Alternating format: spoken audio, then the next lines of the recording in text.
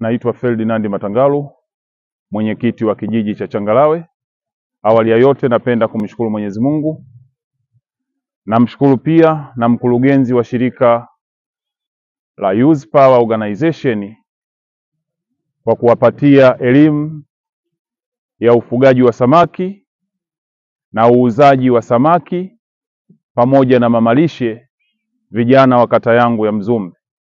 Ninawashukuru kwa sababu wametoa mafunzo lakini na kuwawezesha vitendea kazi pamoja na mtaji.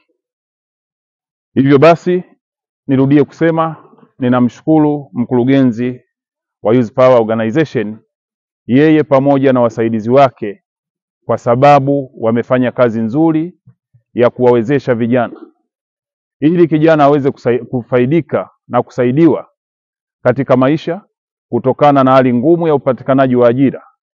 Yeye mkurugenzi pamoja na wasaidizi wake wameweza kutoa vifaa pamoja na fedha ili vikawe mtaji kwa vijana wetu. Ninaamini wazo lake ni jema na serikali waweze kuwaunga mkono.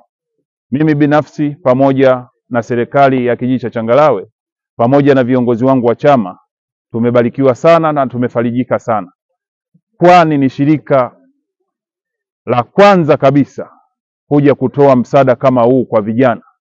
Maana vijana ni wengi lakini huwa hawapati fursa katika shughuli zozote zile zinazowezeshwa na mashirika.